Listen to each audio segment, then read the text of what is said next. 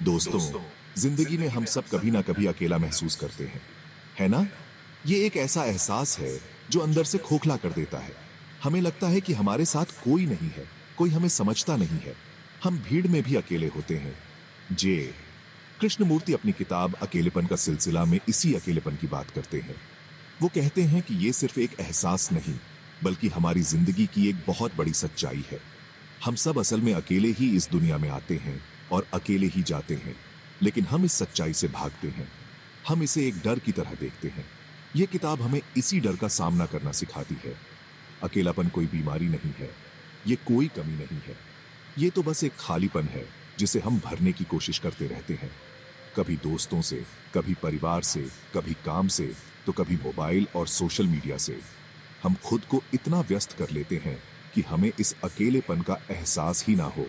सोचो, जब तुम अकेले होते हो तो तुम्हारा मन कैसे भागता है? तुम तुरंत फोन उठाते हो या टीवी चला लेते हो। क्यों? क्योंकि हम उस खामोशी से डरते हैं जो अकेलापन अपने साथ लाता है।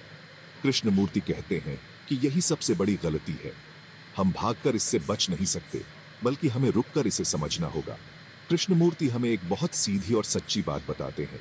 वो कहते हैं कि जब तक हम इस अकेलेपन को समझेंगे नहीं, हम कभी भी असली आजादी महसूस नहीं कर सकते। हम हमेशा किसी न किसी चीज पर निर्भर रहेंगे। हमारी खुशी दूसरों पर टिकी रहेगी। जब वो लोग हमारी जिंदगी में होंगे, हम खुश रहेंगे। जब वे चले जाएंगे, हम दुखी हो जाएंगे। क्या ये सही जिंदगी है? क्या हमारी खुशी का रिमोट कंट्रोल दूसरों के हाथ में होना चाहिए? ये किताब हमें सिखाती है कि असली खुशी हमारे अंदर है और उसे पाने का रास्ता अकेलेपन को समझने से ही शुरू होता है। तो सवाल ये नहीं है कि अकेलापन क्यों है, सवाल ये है कि हम इसके साथ क्या करते हैं। क्या हम इससे भागते हैं या इसका सामना करते हैं? क्या हम इसे एक बोझ समझते हैं या एक मौका? कृष्णमूर्ति हमें एक नया नजरिया देते हैं। वो कहते हैं कि अकेलापन एक मौका है खुद से मिलने का, खुद को जानने का, अपनी जिंदगी की उलझनों को सुलझाने का। ये एक सफर है जो थोड़ा मुश्किल हो सकता है, लेकिन इसकी मंजिल बहुत खूबसूरत है। ये मंजिल है सच्ची आजादी और समझ की। हमें बस हिम्मत करके पहला कदम उठाना है। तो ये अकेलापन आता कहां से है? कृष्णमूर्ति बहुत गहराई से इस सवाल का जवाब देते हैं। वो कहते हैं कि अकेलापन हमारे अंदर की एक गहरी असुरक्षा से पैदा होता है। हम खुद को बहुत छोटा और अधूरा महसूस करते हैं। हमें लगता है कि हम अकेले कुछ भी नहीं कर सकते। इसीलिए हम हमेशा दूसरों का सहारा ढूंढते हैं। हम चाहते हैं कि कोई हमारी तारीफ करे, कोई हमें महत्व दे, कोई हमें प्यार करे। जब ये चीजें हमें नहीं मिलती तो हम अकेला महसूस करने लगते हैं। हमारा मन पूरी तरह से दूसरों की राय पर निर्भर हो जाता है। हम अपनी पहचान दूसरों की नजरों में ढूंढते हैं। इसका एक और बड़ा कारण है हमारा दिमाग। हमारा मन हमेशा कुछ ना कुछ सोचता रहता है। अतीत की बातें, भविष्य की चिंताएं। हम कभी भी अभी में, इस पल में नहीं जीते। जब हम अकेले होते हैं तो हमारा दिमाग और तेज भागता है। वो पुरानी बुरी यादें ले आता है। वो हमें डराता है कि भविष्य में क्या होगा। ये विचार हमें घेर लेते हैं और हमें लगता है कि हम इस जाल में अकेले फंस गए हैं। हम इन विचारों से खुद को अलग नहीं कर पाते। हमें लगता है कि हम ही हमारे विचार हैं।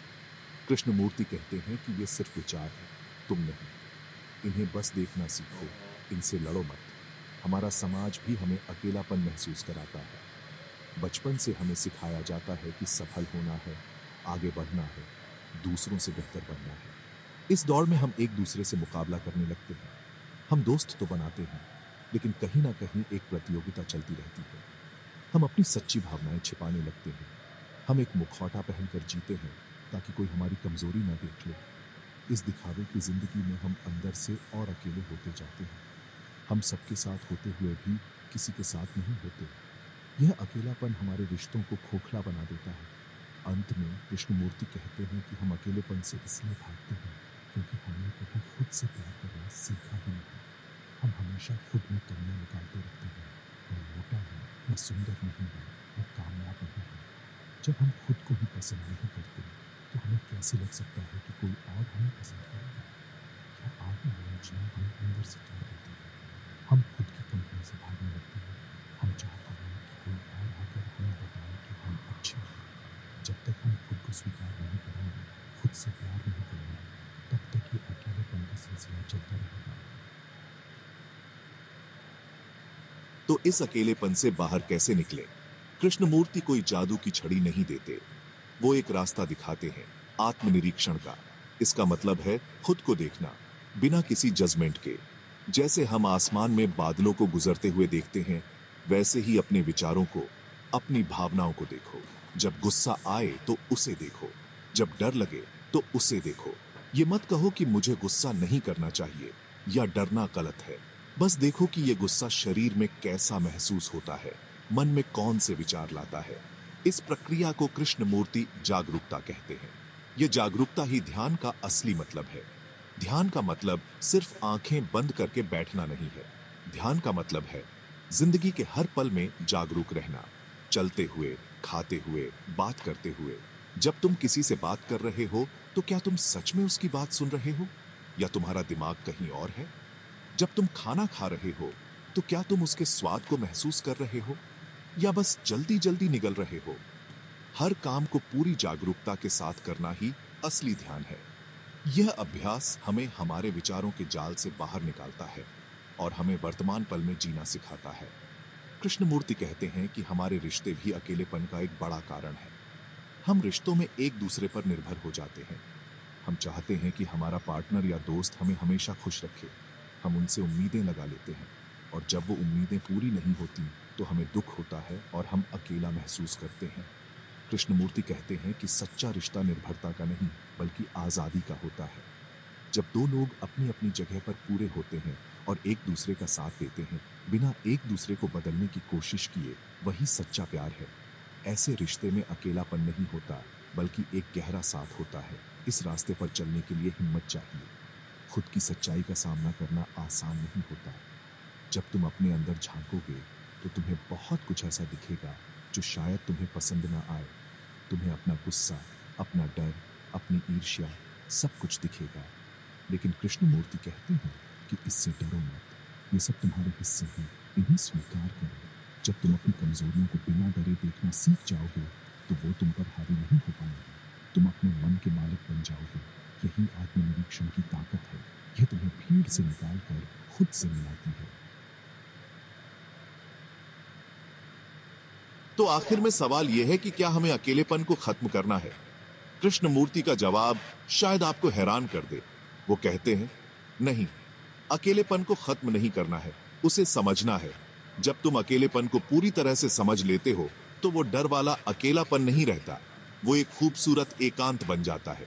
अकेलापन एक दर्द है, एक कमी है, लेकिन एकांत